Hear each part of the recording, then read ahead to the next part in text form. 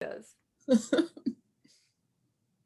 All right. So, hello, my beautiful friends. It's Hadia, and I'm joined by my beautiful friend Angel and Happy. Happy's always here. Happy, love Happy and Angel. And today I invited my friend Angel, and I were gonna do this hopefully once a month, and we will be posting. And today we're gonna talk about karma and the notion of karma, and from the perspective of what it means to us, not the world perspective. So, as always, I am sharing with you from the perspective of I have a theory that when each and every single person on the planet, when we completely love ourselves in body, mind, emotion, spirit, and soul, we will heal ourselves and the planet and completely be loving no matter what's going on. So I will share with you right now I have a migraine attack and I'm showing up loving myself through the migraine attack. I live in chronic pain and I don't let it stop me. I do my best to keep showing up. So, and yeah, of course, I have options to cancel things, but Angela and I made this commitment to show up today. And here we are. All right, Miss Angel, what would you like to share with all of our beautiful, beautiful friends? Well, I'm so happy to be here. I love being with you anytime, Hadia. I um, and, and know. I feel really honored for your invitation to have these conversations and to share them. Um, my heart is joined with yours, and that self-loving is the key that opens many doors. And I know that we're both on these lifelong paths of opening up to greater consciousness and sharing that consciousness so that we can live harmoniously in our lives and in our families and communities, and to create a world that's harmonious. I believe fully that we have the ability to do this and are doing this. So I'm with you. I'm not presenting myself as an expert on anything but my own life. So I just want to be present and share my experiences and ideas. And, you and I will chat like we always do. And I hope something meaningful or thought provoking comes through it, even if it's,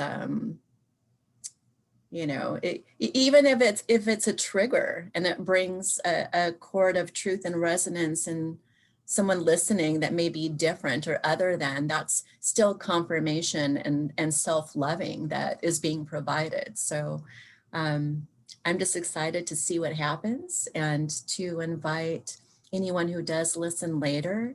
It's a conversation between you and I, but everyone gets to be a part of it and an active listener and a participant in the sense that, write to Hadia later and say, what triggered you, what inspired you, pass it on if it's meaningful for you. We're all in this love fest together.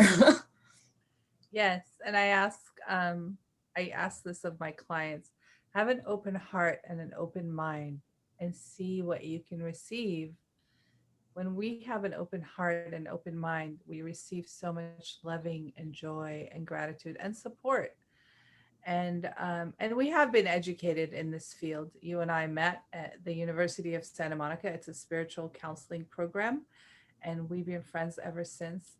And I have to say that one of the things that I love about you the most is that you keep showing up as you are. And it's for me, I'm so grateful. Like you do you. And when you do you, you give me permission and the rest of the world to do them. Like we are so different, you and I. We're so different. And we've been friends over 20 years now. We met in 1990. Yeah, we've been friends over 20 years, and I've never been upset with you about anything. I've always just loved you, and you've loved me because you're true to yourself. And when we're true to ourselves, we give permission to other people to be true to themselves, and there's no conflict, there's no Right. argument. And I love that. And if you'd like to work with me, go to hadialoving.com and book a session. If you'd like to work with my beautiful friend Angel, and there's no conflict and no competition.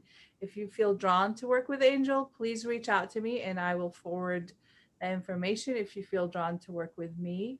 And we do actually, our work is very, very different, even though we were educated in this similar spaces. Um, or you can work with both of us because we both have different things to offer. So, my beautiful angel and my friends, we're going to talk about karma from our perspective. So, my perspective of karma has changed a lot. I got on my spiritual path in my early 20s. I was 22, 23. And I learned that karma was um, if you do good, you get good. If you do bad, you get bad. But most people, even till now, they use karma as a punishment. You get in a car accident, oh, it's your karma. You go through a breakup, it's your karma. You have somebody steal from you, oh, that's your karma. People use it as a negative and as a punishment, an emotional, mental punishment. And we're still not understanding in our society that emotional and mental violation is actually abusive and it's like a rape. People use the word rape as only for sexual rape, but it's not true. When the wind blows the leaves off the tree's being raped by the wind. The word is just, it just means stripping something away from a person, place, or a thing. And we hurt ourselves with using the word karma as a punishment. It's a mental and abusive thing. And I really want to talk about this because I want to encourage all of us to stop using it as a punishment, especially when we get hurt as children. Children get violated. I'm not sure why, but our society is that way. It's called adultism. A lot of adults practice adultism on children, and they make the children do things they don't want to do, like say hello, give the person a hug. If the kids doesn't want to, don't let them, don't make them. Allow your children to be who they are, their authentic self, and stop stripping them away from their courage. I see parents do this all the time. Like the kid is jumping around and the parent will say, "Oh no, you're going to fall, you're going to get hurt." So the kid, they're implanting negativity and fear inside the child when the child had courage. So my perspective on karma is when I spend my time in negative stories in my head, I create it because that's what I'm looking for. It's the same thing as if I'm thinking of a red car, I start seeing red cars everywhere. So what we focus on mentally and emotionally, that's what we create. So what do you think, my beautiful angel girl? I love Well, um, I agree with the idea, which was a part of the basis of our education that we shared, that external reality is created through internal reality. And there is some wiring as far as that goes, that apply to karma. But I still think that we have to be very careful anytime that there's laws. When we say something is a law that's in place, we have to be careful because laws may be put in place and they serve a good purpose. Without laws, let's say in our United States, there strangely there's chaos anyway, but there might be even more chaos. We can look at the 10 commandments if you want to really simplify it and just say if we do these 10 things, life might be a little bit better for everybody.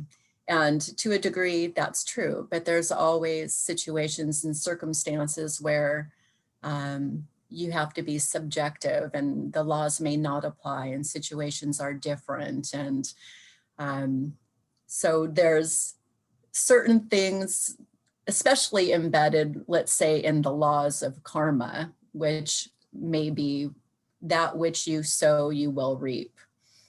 Now, I completely believe it's true that if your inner reality is one that, you know, as we talked about, we want to hold within our own beings a space of loving, self-loving, loving for others, as we do in our relationship, seeing diversity and differences and allowing each other to show up in the way that we do.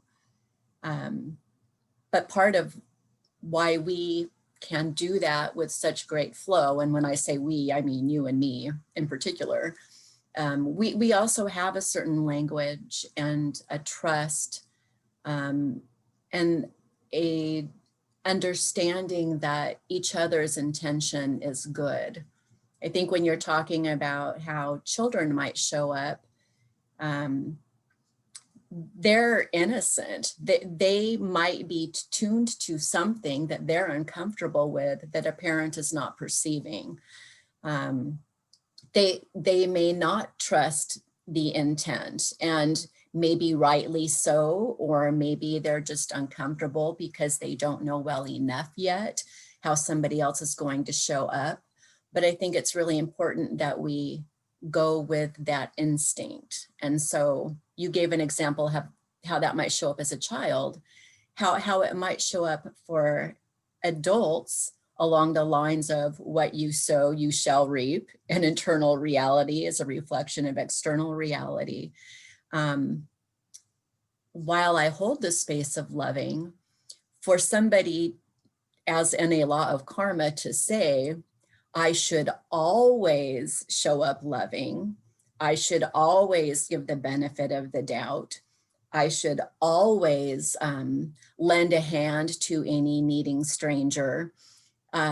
It's a fine line, because there are times when, and believe me, for the most part, I'm advocating like that, yes, let's all be loving.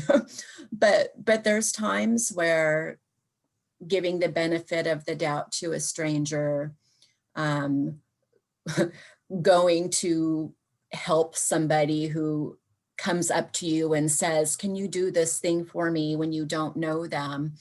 To give a super extreme example, you know, it might land you in Ted Bundy's car when he hobbles up on crutches and says, you know, my engine won't start. Could you just do this thing for me?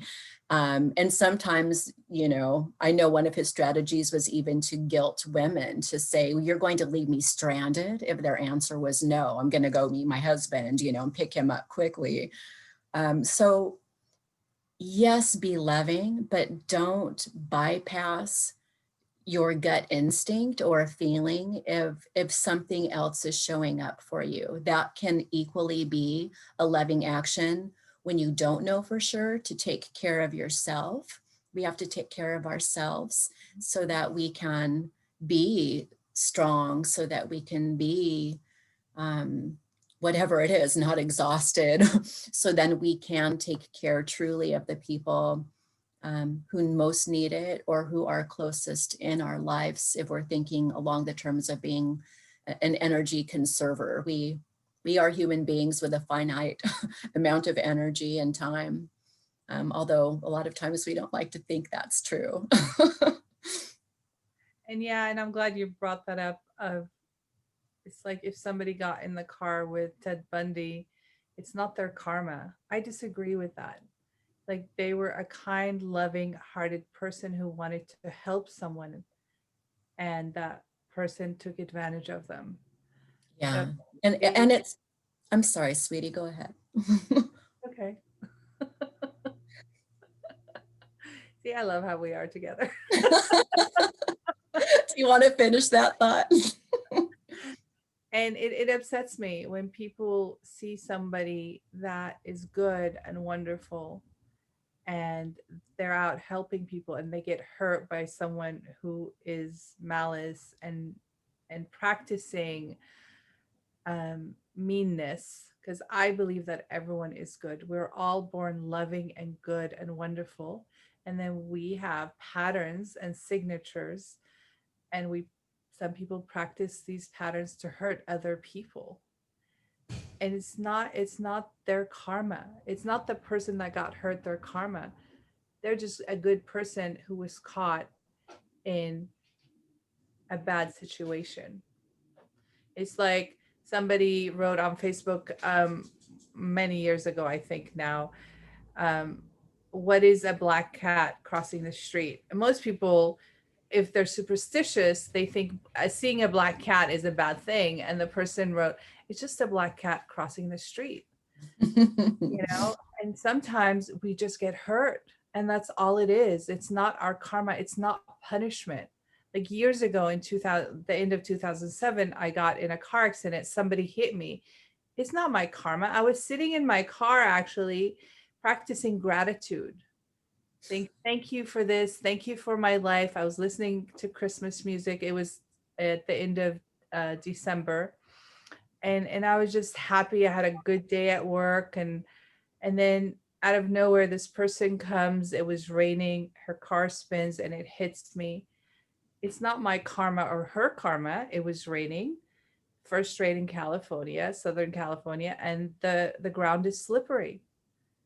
So, and then I've been suffering physically from that, and sometimes mentally and emotionally. When the pain is too hard, I feel depressed. When I can't get out of bed, it's challenging.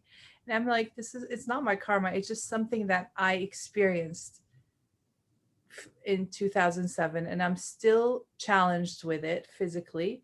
And it doesn't mean that I'm bad, and it doesn't mean that I'm good. It just means I experienced that incident, and I get to experience going through it every day of my life for now, until now. And I keep being hopeful that it will be lifted. I keep staying as positive as I can, mentally, emotionally, physically. I do a lot of contrary action, like today. I have a migraine attack and I'm doing contrary action. I'm showing up. I got up late and it's fine. I put on my makeup, I fix my hair, I wear my sparkly dresses. I decided to wear sparkly dresses because it brings me joy. So I do things in contrary to how I'm physically feeling, because I am not going to allow the physical pain to take me down. Most of us, especially when we think it's our karma, we become victims of that. And then we give into it and we give up on ourselves. Now, I want to invite everyone that's listening to this, practice contrary action. In contrary of what I'm thinking, what I'm feeling, physically, emotionally, I'm going to show up for my life to the best of my ability. And I'm going to be kind and loving to myself and the people around me. Like most people, they go into victimhood and then they use it as a permission. I don't feel good, so I'm going to make everyone around me be miserable as well. And I'm like, no, it is much easier. I preach this a lot. I feel like a preacher. It is much easier to show up in joy when you're happy, when you feel good. And that's great. Yeah. Yes. And I'm like, but it really counts when you don't feel well and you show up in your loving and kindness. That's when it really counts. And when I work with couples, I teach them this. I'm like, you're mad at each other right now, but can you find the space of loving inside of you to show up for yourself and your partner? That's when it really counts. If you cannot be loving and kind to yourself and other people, you have no business in showing up. So it's invoking that inner, because love is always there. Love is given, it's always there, it's inside of us. And hatred and anger is always there. What am I going to choose? Am I going to step up my loving, or am I going to step up my anger and hurt and resentment? And for me, I choose my loving, especially with my little babies, with Happy. Take care of her. And she needs me to take care of her. And I do contrary action. I take her for a walk, even though like I'm wobbling, and she's important. She needs me and I need her. And then I'm kind to the people that reach out to me. I had a client reach out to me earlier and I spent time supporting that client, even though I'm like, I'm not feeling well. I can't deal with this. And then that client texts me, like, I had the best cry. Thank you. Thank you. I love you so much. Thank you for loving me and supporting me. Regardless of the pain, showing up in the loving. That's what's really important. So that was a long, you were going to say something else. So go ahead. Oh, well, I don't know what it was anymore, but just to follow where you ended, the earth is a classroom. So we are going to be confronted in our daily lives with lessons, and you know that internal reality is what we're cultivating regardless of what happens outside. So I know this whole kind of idea for this topic, and us coming together to share it a little bit more broadly came about through a phone call we had not that long ago. And I was also talking about something that, I had been going through in my life, which, like your car accident, has had long lasting repercussions. And, it's not been easy, but we can't choose, we can't always affect or control what happens outside of us. We can just choose within ourselves to not be disturbed by what is outside or out of our control. We can choose to have peace. We can choose to be the loving, even when what we are experiencing outside does not look like loving. And so our conversation that kind of generated this topic was also, I was really going through a dark night of my soul. And in that experience that I won't 100% get into now, maybe a topic another time, but I'll just suffice it to say I was in a potentially life-threatening situation, and it's interesting the feedback the world sometimes gives us, even as we're going through these difficult times. I'm sure that there may be times where, because of what you've gone through, there are projections. Everybody always has their idea and their input. And so when I was going through my experience, somebody literally said to me, wow, what did you do to bring that karma on you? And that's where, kind of for the first time, I really heard that statement made in that way, because I think I had also in the past subscribed, and maybe even still somewhat do, to what we could call philosophies of karma. But it really in that moment struck me that I didn't do anything to bring all of this difficulty on. It was much like, you used an example of rape earlier. It's much like somebody saying to a woman who has been violated in that way, well, how low cut was your blouse, or did you wear a short skirt? Well, does it really matter? If we had even done that, is karma a check and balance and a tit for tat that then means we deserved that horrible thing? In that moment in particular, I was really struck with the idea, like, I did not do anything to bring this on. And it landed in such a way that I just really got how unloving that felt. And not as a reflection of somebody who said it, but the way that it landed inside of me, it actually, in a very self-loving way, gave me almost like an empowerment and a resolve to say, as so many of us may go through our life, following a thread of things that have happened to us, when you had your accident, you didn't say like, I am a victim of that accident. You said, this is a thing that happened to me. I was, practicing like, these loving, I had this loving moment, like when it occurred. And in my life, I also was going through what I felt were very loving actions. And I might even kind of go back to my analogy of the what you reap, you sow.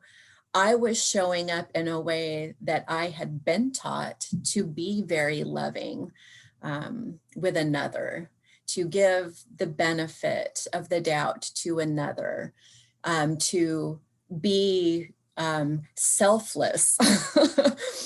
and I really realized that although saying those things and being those things, there's a right time and place for it.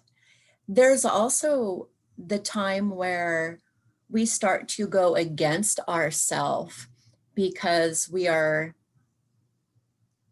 not listening to that thing inside. We're not being loving to that place inside. And again, without going into the full story, I'll just say that when I started to go against myself and give more loving and more benefit and more of basically myself away in a sacrifice for another, that in a sense was continuing an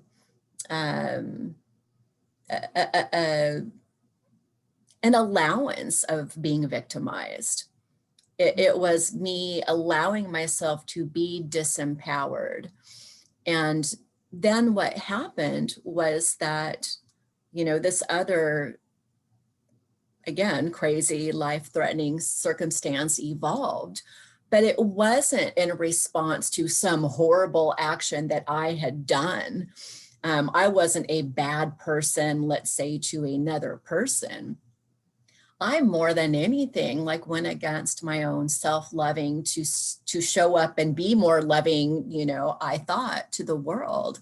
So And this, I'm and the truth is, yeah. If I were to do it all again, I would still want to show up in the same loving way. I don't want to become bitter or less loving because of my circumstance outside.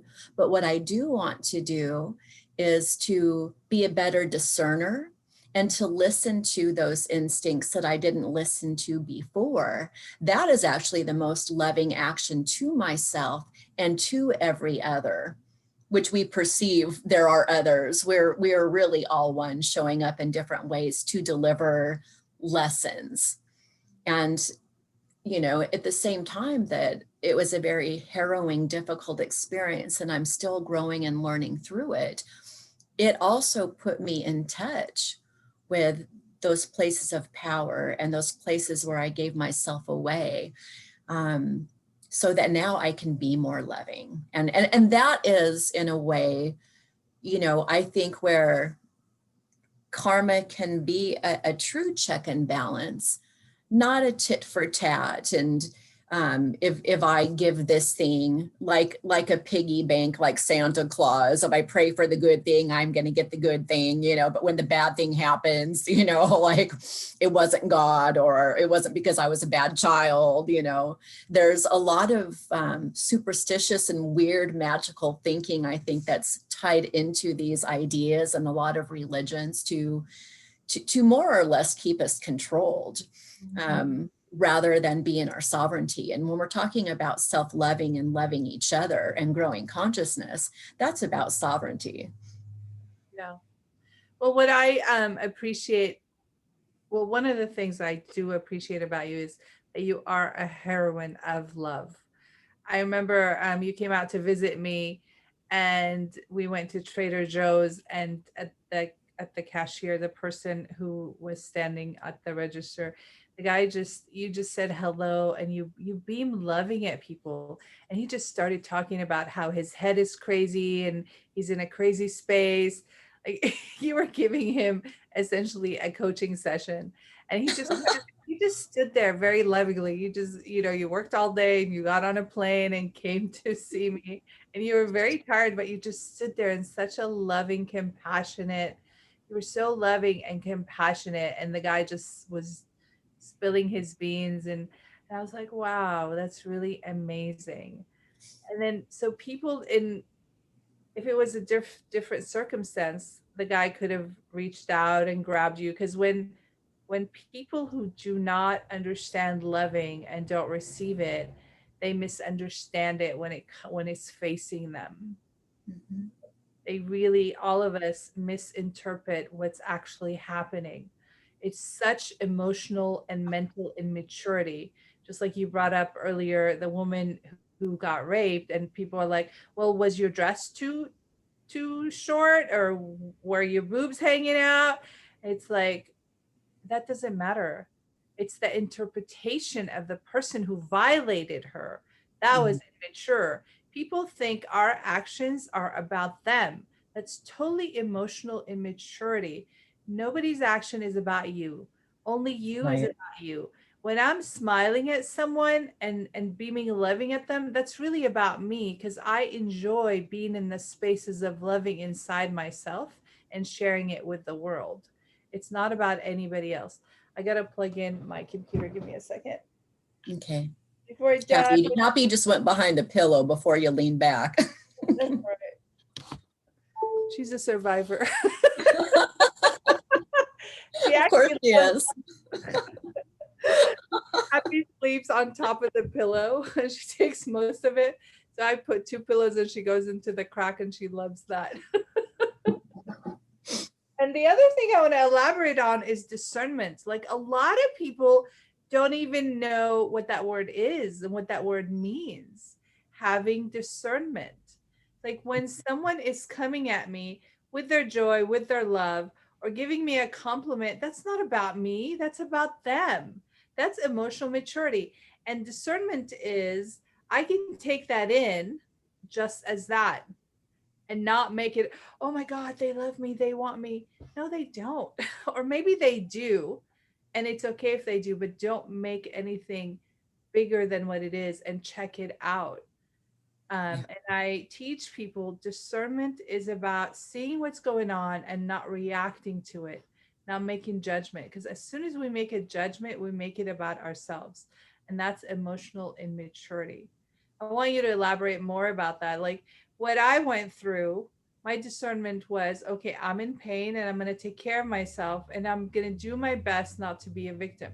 Even though I mean, it crashed my world because I was in a place of joy and gratitude and loving my life and how it was. And then all of a sudden I'm in pain. I couldn't get out of bed. Like for a few years, I couldn't get out of bed. It was that bad.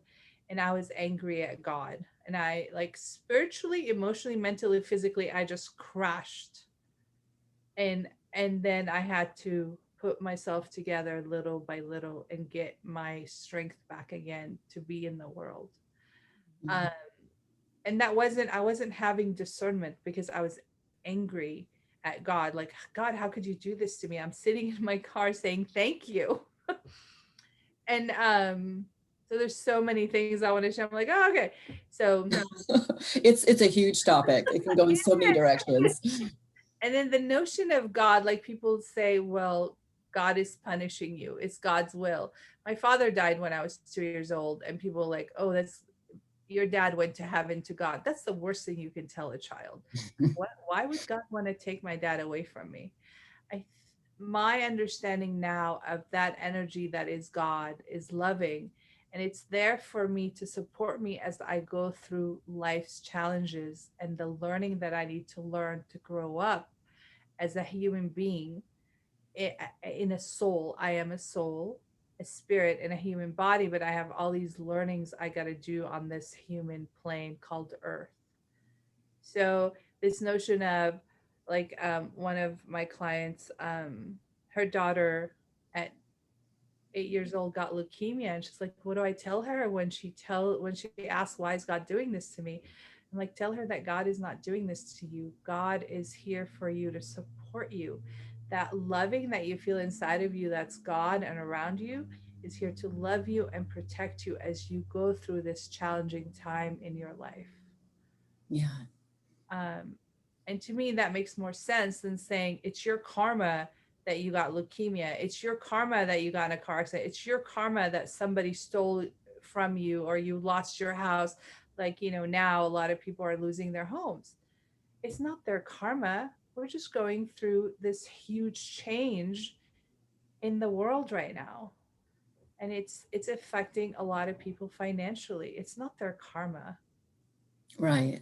So discernment. I want to hear your perspective on discernment, and I know we both learned it around the same time. And so go ahead, share about that. Well, what struck me when you just even said the word discernment was thinking about, the root word that it also shares with discipline or disciple. And I remember at one point in my own life, kind of, we're talking about does karma mean like there's a punishing aspect to God? And, our answer is no. But Yes. but I was tangled up at one point in my own life thinking about like, well, even the word discipline, like you can hear it in a way like I have great discipline, and you sound organized and I'm really doing, making choices, like I'm eating right and, whatever it might be. But it also carries or can carry a certain tone to it that sounds like, well, discipline, like, you're going to get a spanking for that. and so, I really looked into it at one point to kind of untangle my tangle with just even the language of it and how would I use it. And because it does have that base root that is really about being a disciple, it's not about punishing. It's about following what is in your own best interest. It is about, following that which takes care of and nurtures you. It's about putting yourself on the path of goodness and self-loving. So when I think of discernment, sharing that root, it's a way, that we go inside and pay attention, rather than that focus of a check and balance happening outside. There's an internal check and balance that happens. And inside we might experience turbulent waves too, as you're sitting there thinking, how could this thing happen? This bad thing happen as I was being this good person. Or, I might have the same questions in my life circumstances. But what we each have, no matter what comes up, it is a choice of who we want to be in response to what is happening.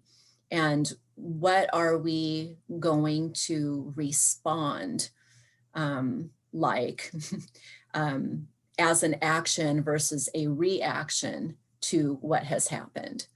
So it's hard for me to even say when we think of it in an external way, somebody ran into you in their car.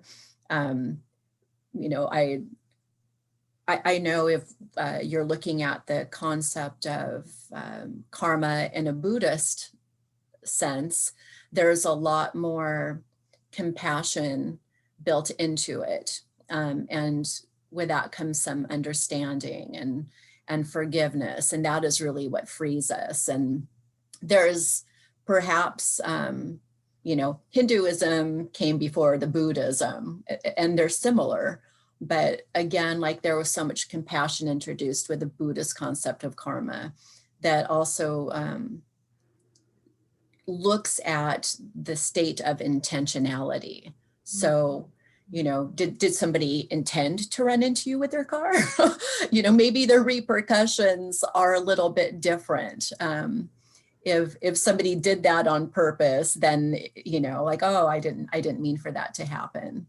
And in the same way, sometimes we might actually not show up in our best form with another person.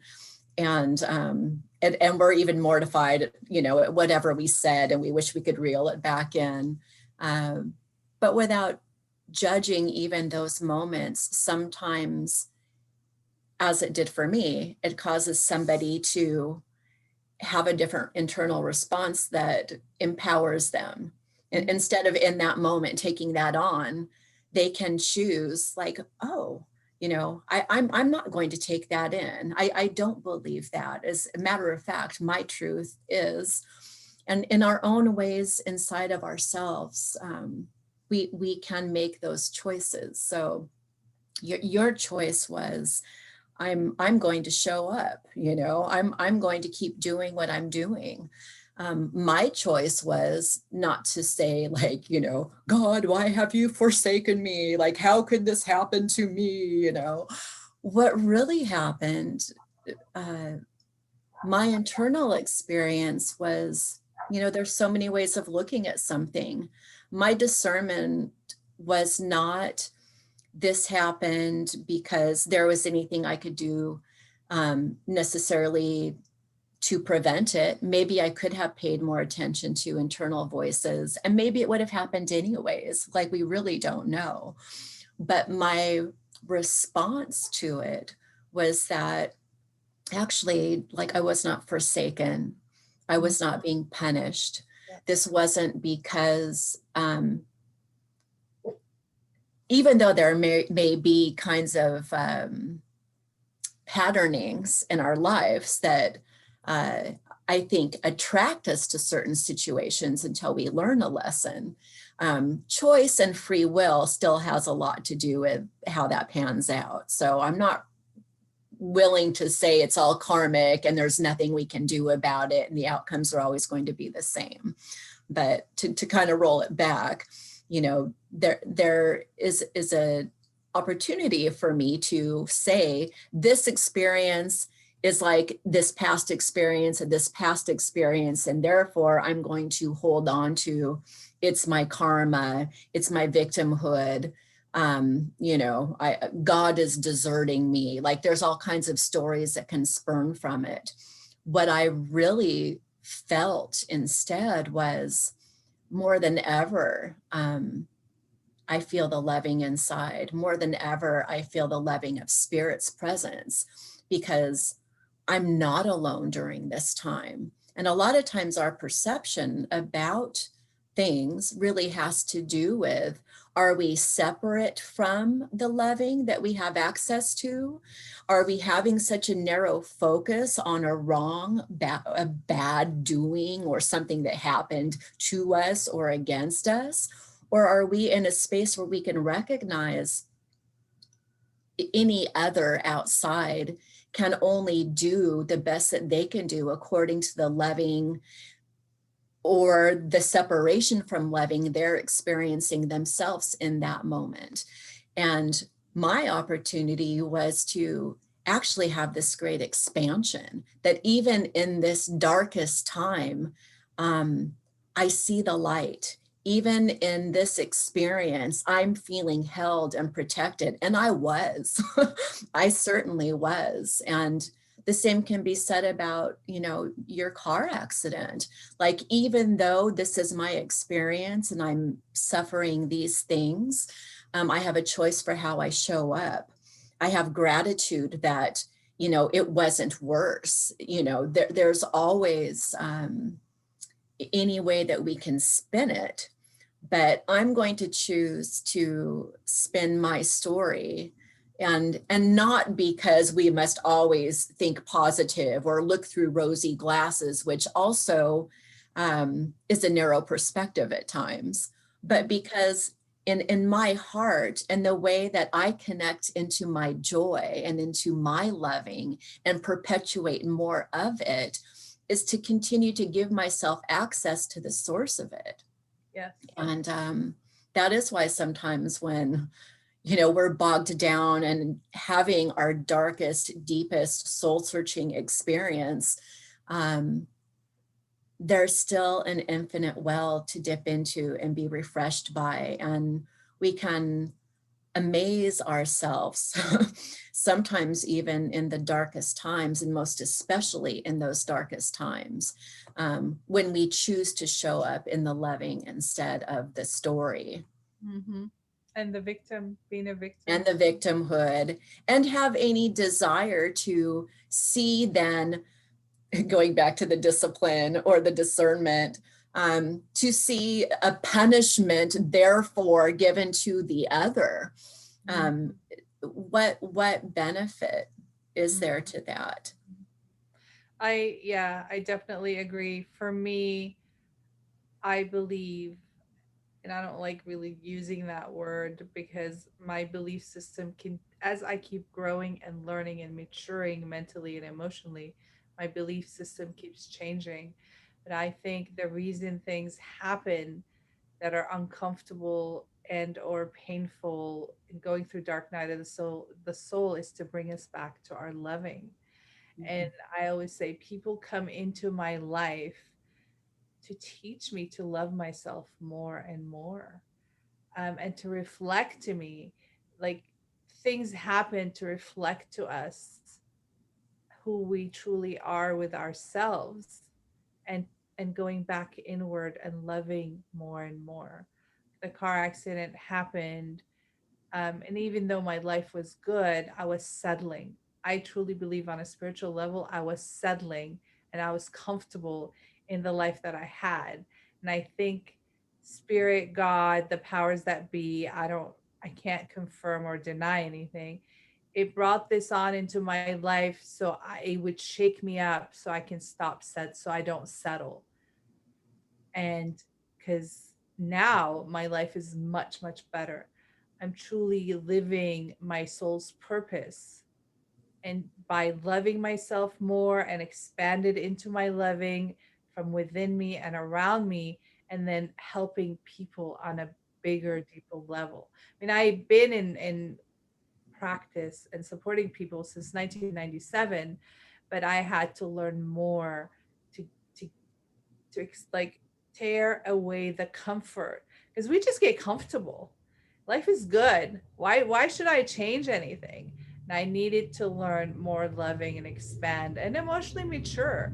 I was in my 30s. I was still emotionally immature. I had a lot of intellectual knowledge, but I didn't have emotional maturity that lined up with my knowledge. And it's stepping up. So it's inviting, like, I don't know how I learned this. When I was 19 years old, I was in bed and my whole body was shaking. I was very, very scared. And at the same time, this thought came to me to say, I am grateful for what's happening to me right now. And I was just affirming gratitude for what is. Most of us think gratitude is about just be grateful for what's good. No, know? It's like if you want $1 million, be grateful. If you got a promotion, be grateful. But when things are bad, we're taught to be upset and angry and throw tantrums. And I was laying there in bed. My body was shaking. I felt like I was dying. I don't know if I had a stroke or a heart attack. And I was just saying, I am grateful that I'm experiencing this. So in that moment, my super conscious stepped in and I heard myself, because we all have a super conscious, we have a subconscious, and the conscious that we are aware of. And then I started practicing gratitude for what is. Every time I didn't feel well, I'm like, I am grateful that I'm experiencing this. And it helps me and it comforts me and it helps me get to the other side of feeling good. It's like the ebb and flow of life. So for me, karma is a teacher, it's not a punishment. Yeah. And if I show up in learning the lessons, love is a teacher as well. When I have good times, I learn, oh, I like this. And then pain is also a teacher. So it's releasing that karma is punishment. And a lot of people that believe it's we have past lives, oh, well, you're good in this lifetime because you were bad in the past lifetime and bad things are happening to you because it's catching up with your past life. You were a bad person, or excuse me, if you're a person who was a thief in a past life and you became good in this lifetime, people will steal from you. I don't believe in any of that. I think life circumstances are here to teach us to really deepen our self-awareness, self-loving, and gratitude, and expand in receiving and giving and sharing. Like a lot of people still can't receive. They receive on an intellectual level, but they don't deepen into the receptivity within themselves on a cellular level and in our DNA. And that's how we shift and grow. So I'm excited about this conversation. and it's true, at different points in life, we arrive to a deeper understanding. And we're going through life, on our spiritual path or our path, or we don't think of ourselves as spiritual, whatever it may be, um, always encountering new lessons and having the choice and the ability to go deeper or to bypass or whatever the case may be. But I can reflect back on your statement that you were in a place in your life where, if you're honest with yourself, you were settling. And, I can say the same thing. The experience that I am referencing, my dark night, I was also in a place where, if I'm honest, I was settling. I was comfortable with some things I had become comfortable with and wanted them to be a certain way. But they weren't really heading in a direction where, I mean, I could certainly grow, but we can all stay in a circumstance that those around us are not growing with us. Or, one of the best things that we can do, again, like why we want to share this message of loving and be more loving with each other, is because we help each other realize and be the potential of all that we already are. And sometimes, we see it in some other luminary and think, oh, and we can only recognize it because it's already here innately within us too. And at the same time, those adversaries that show up, outside or inside, whatever that dark shadow is that we perceive, or that great wrong, somewhere inside of us, if we're truly honest, we can also check and say, how does that behavior show up in me? Or where in the past did it show up in me? And then lend to some more compassion, some more understanding, some more forgiveness around that. And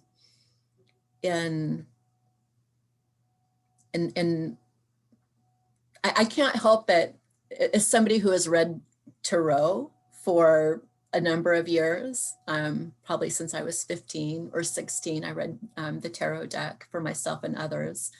But even as a little girl, I used like normal playing cards to do fortunes when I didn't even know there was a tarot deck. And the whole idea of karma, there's a lot embedded within the tarot deck itself in the major arcana. It's a life path and all the different steps that unfold on our journey to becoming all that we are. And it's interesting because it starts at a beginning, which is really with the creator, whatever we choose to call creator, great spirit, the one, God, and then God, in wanting to know itself better, creates a mirror in which to see itself, and we are all those mirrors. So when we say that there's something we did to another or that other did to us. Of course, as holograms of divinity showing up in different human reflections and experiences and designs, we're perceiving that there are all of these others. But I really think that is why there's the saying, what we do to another, we do to ourselves, because ultimately, it is all these reflections and emanations of one creator at play with each other. So if by free will in creation, one shows up, I'll just say evil, even the creator created the devil in this case, right? So is creator itself evil? Or like you said, is a black cat running across the street just a black cat? And I've pondered that a lot, I really think that spirit has a neutral perspective, but through intention, going back to like a Buddhist philosophy of karma, or cause and effect, or ongoing balancing. I think that the intention of spirit in creating that next reflection and the next, which through free will took off and made creation all kinds of things so that we compare, we think this thing is good, we think this thing is bad, therefore we better know ourselves. But the original idea in my perception was that, spirit created this mirror as a loving action, as a way of truly knowing loving, as a way of truly knowing all the seeds of potential that existed in the void. And here we are showing up and still playing that game. Many of us, I'm so bad with numbers, I can't even come up with a gigantic one that probably would sum it up correctly, but so many trillions upon trillions of points away from the original duplication and triplication of spirit, that we're buying into this 3D world that we've created, and we're buying into the personas that we're walking around in. I think ultimately the choice that we make inside of ourselves, how we show up, even when we are experiencing a perceived wrong or suffering, brings us closer back to the one creator, to the source of the beginning. And that's kind of like the full completion of the hero's journey that Joseph Campbell talks about. My dark night of the soul was also my hero's journey, and I'm sure you would say the same. But go ahead. It takes courage. You had the courage to step into your dark night of the soul, and most people avoid it. And we can spend a lifetime avoiding it and creating more separation within ourselves and more hurt in the world outside. And that's why this conversation is so important, and why the invitation to be held in love while we go into those dark places is so valuable. And it takes this safety, going back to the innocence of the child, it takes the safety and the sense of that love and trust and being held to be able to go to those dark places. And if we're fortunate, we have people in our lives we can do that with.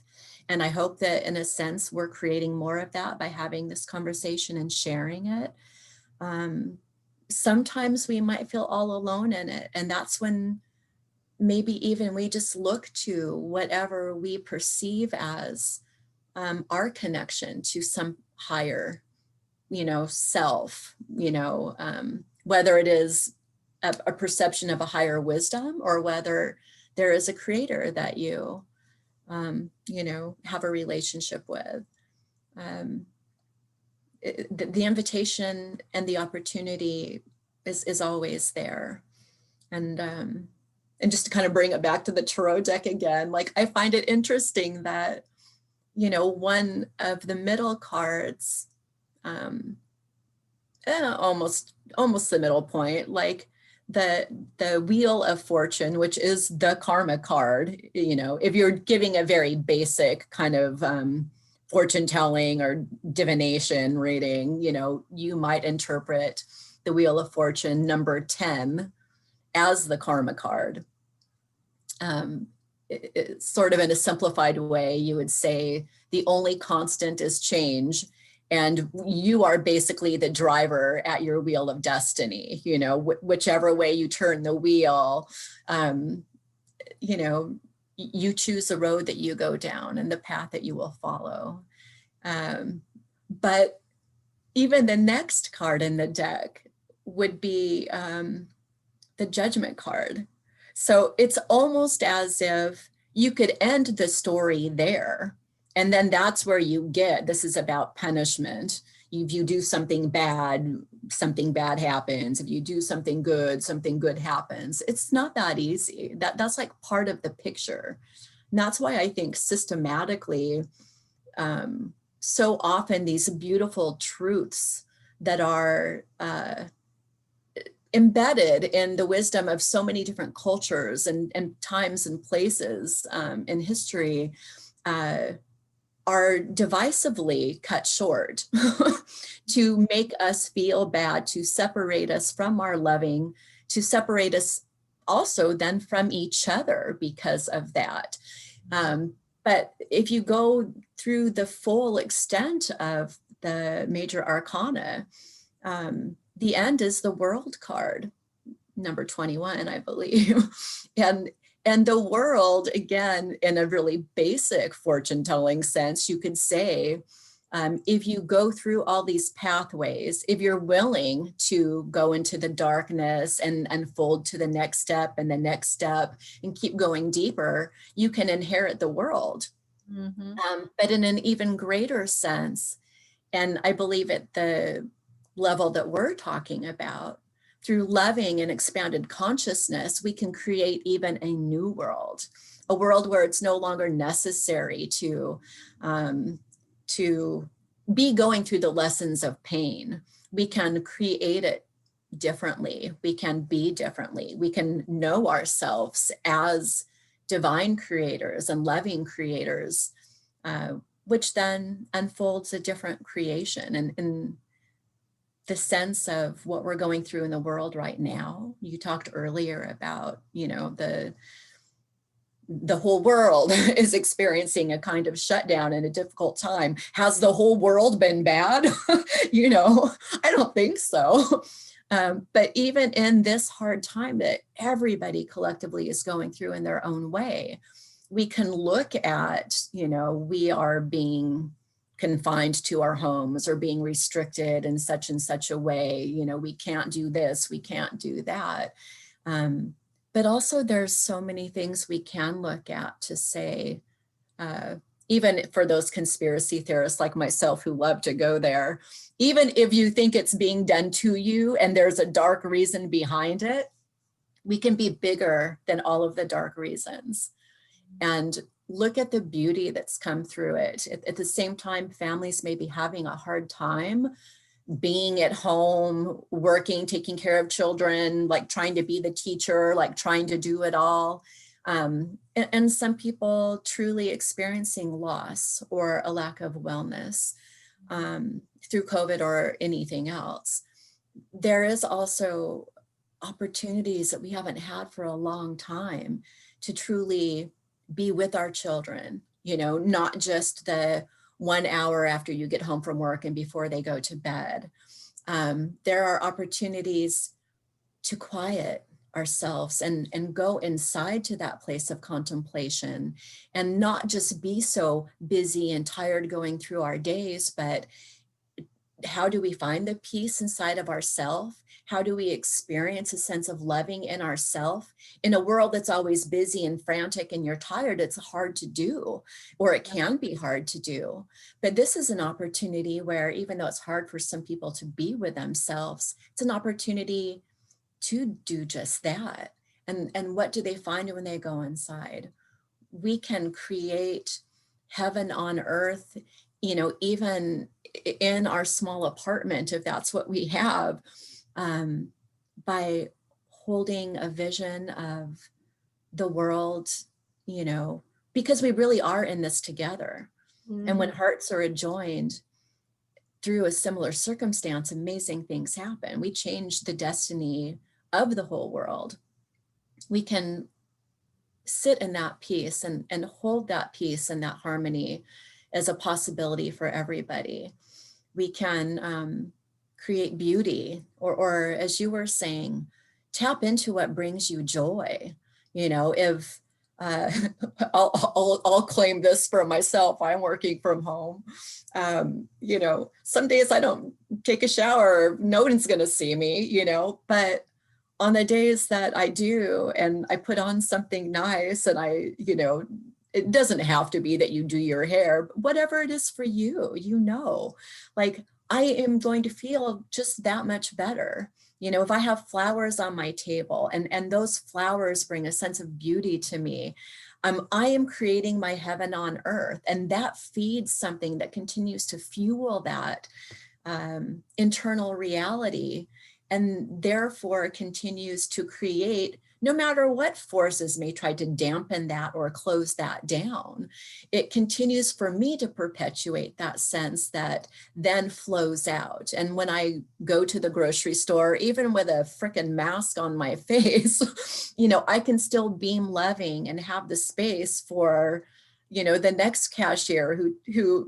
recently, tells me all about their dental problems or their medical bills or whatever it might be. And maybe even more, because we're all on this time, we can have the capacity to have patience and be there to witness each other with more understanding if somebody is short or doesn't show up. Yeah, it's really valuable to take charge of our life. And I think that's how we create our own karma, with our thoughts and our feelings. You talked to, I wanted to reply so much, but I'm like, this stagnation and comfort, we lie to ourselves. I lied to myself and I said, oh, okay, well, my life is great. It was comfortable, it wasn't great. And then we go through challenges, either through finances or physical or mental, spiritual breakdowns, so we can have the courage. It takes a lot of courage to show up fiercely in our lives. And most of us like to be comfortable, including me. I love my comfort. I'm like, I have 4 pillows on my bed and I use all of them. And people are like, why do you need all these pillows? I'm like, I use them. And there's nothing wrong with liking comfort. Of course, we're built that way. Do we want to sit outside when it's below zero, or we rather have a warm blanket or a roof over our head? Some people might answer that question differently, but most people are going to go for the blanket, or, and that's okay. But we were talking earlier about also being okay with the other, and I think that's kind of where my statement about, I think spirit is really neutral. Exactly. Love the comfort that you're given, but don't allow the unexpected, the uncomfortable to completely disarm you either. And I think that's the opportunity that we all have right now, is while all of those normal checks and balances that make the world make sense to us are being removed, how do we keep finding our footing and be okay? How do we go through that which tries to disturb us and not be at the effect of the disturbance? Yep. How do we become instead the peace and the love and the pacifier, even when the ground keeps shifting every day? That is returning to the source, Mm-hmm. that is showing up as spirit.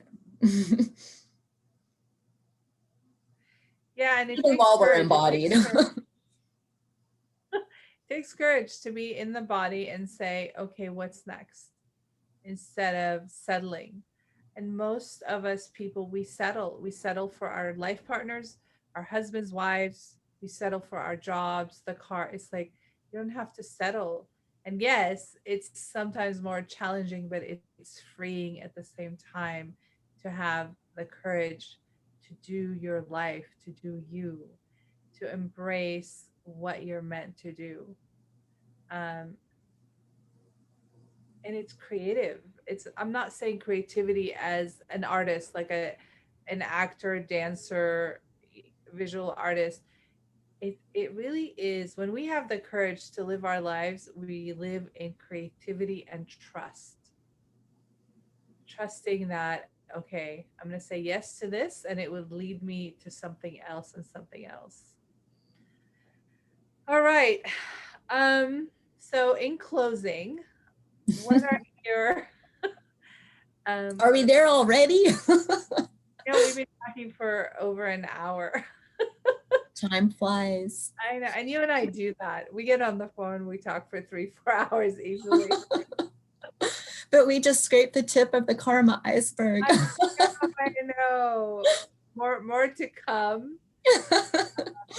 But this is my new understanding of karma is I create my karma with my thinking, my feelings, and what I settle for. And I do that. I've been doing this for years. Like when I see a homeless person on the street, I'm like, how can you be homeless? I'm like, don't say that because you're gonna create it. So I release it and I say, I want to experience more loving, more kindness, more joy, more fun in my life. And not saying being homeless is a bad thing. I've actually experienced that myself when I was in my 20s. I lived out of my car. And then I learned quickly that's not what I want to have in my life. It wasn't a lifestyle that I liked and enjoyed. And it took me a while to work it back on my feet and to rent a room. It started out with that. So it's learning what do I want and what don't I want, and to allow myself the courage to experience the experiences I need to. That's how we learn. We learn by experiencing. I was pursuing a career when I was young and I was very poor and I lived on bread and butter. I'm like, okay, I don't like that. I'd like to have protein every now and then. I'm like, okay, being poor is overrated. And I'm not saying I'm wealthy by any means, but I create the finances that I need to support myself and to support the lifestyle that I'm comfortable with. And it's stepping outside of the comfort. It's like, be uncomfortable. And that's when you have the courage to live your life. So, yeah. And the bread and butter days allow us to really appreciate, the banquet days and the other way around. It's the richness of every experience and the allowing of every experience. We may choose bread and butter, let's say, because we're educating ourselves. When I was going to school, it was a choice. Like I gave up certain things, but I gained certain things. And sometimes it's our choice, and sometimes it seems the world makes a choice for us.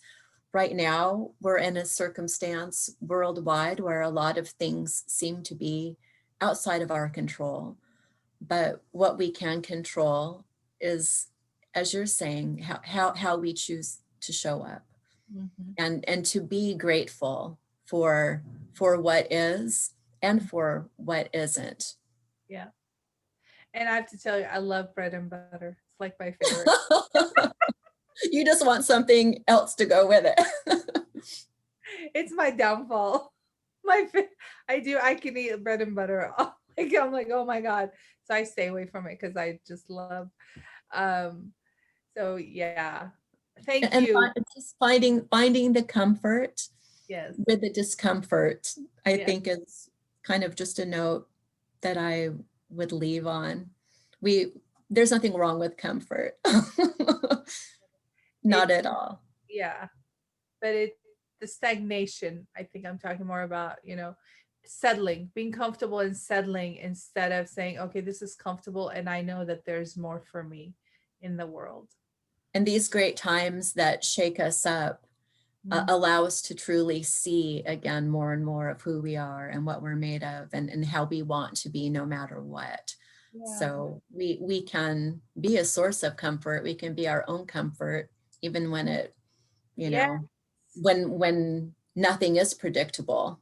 And that's, I think, the piece. There's a predictability in the comfort, but there is also not as much room to wriggle out of those old tight skins and turn into something and someone new and greater. It's the difference between knowledge that we accumulate in our brain and the wisdom from every perspective, no matter what, that we can rest in.